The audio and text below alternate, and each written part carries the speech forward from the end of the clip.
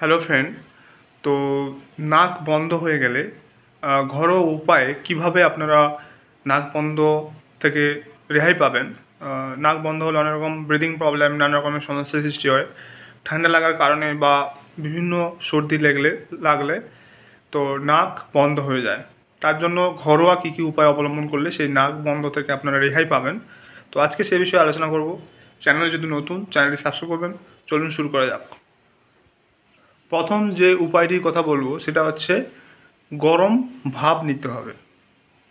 এর জন্য আপনাদের কি করতে হবে, একটি গামলায় গরম জল নিতে হবে এবং তার মধ্যে কিছুটা কর্পূর মিশিয়ে দিতে হবে এবং এটি আপনার মুখের ওপরে রেখে মাথা এবং গামলাটি একটা বড় এবং মোটা তোয়ালে দিয়ে ঢেকে, যাতে গামলার ভাপটি, গরম ভাপটি, জলীয় বাষ্পটি আপনার নাকে এসে পৌঁছায়, তার জন্য এটা করতে হবে।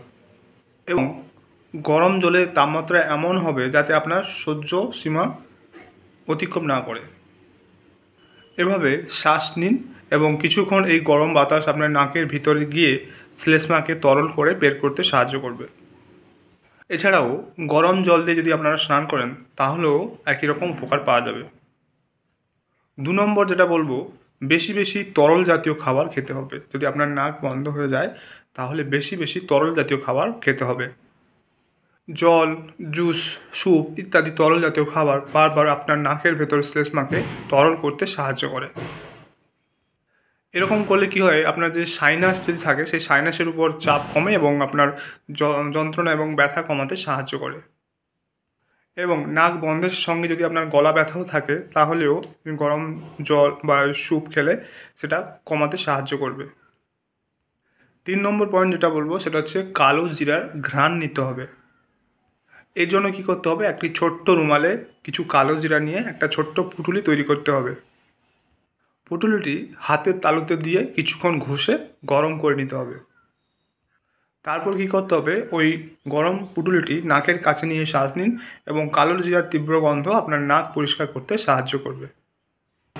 এগুলো যেমন করবেন, তার সঙ্গে কিছু কিছু নিয়ম অবশ্যই, আপনার যদি নাক বন্ধ হয়ে থাকে তাহলে কিছু কিছু নিয়ম অবশ্যই মেনে চলবেন। তো সেই নিয়মগুলি হলো, ঘুমানোর সময় আপনার মাথা যেন কিছুটা উঁচু বালিশে রেখে ঘুমাতে হবে।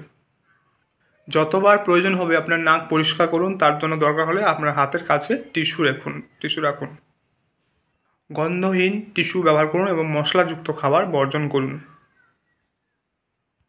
স্যালাইন স্প্রে ব্যবহার করতে পারেন। উপরোক্ত পদ্ধতিগুলি ব্যবহার করার পরেও যদি আপনার নাক বন্ধ না কমে তাহলে ডাক্তারের সঙ্গে পরামর্শ করুন। তো আজকে জানলেন যে নাক বন্ধ হয়ে গেলে, সর্দি বা ঠান্ডা লাগার কারণে নাক বন্ধ হয়ে গেলে ঘরোয়া পদ্ধতিতে কীভাবে আপনাদের নাক বন্ধ থেকে রেহাই পাবেন। আজকে সে বিষয়ে জানলেন। যদি এর থেকেও যদি না কমে তাহলে ডাক্তারের সঙ্গে পরামর্শ করবেন। তো আজকের ভিডিও এই পর্যন্ত। চ্যানেলে যদি নতুন, চ্যানেলটি সাবস্ক্রাইব করবেন। ভিডিওতে ভালো লাগলে লাইক করবেন। Thank you for watching.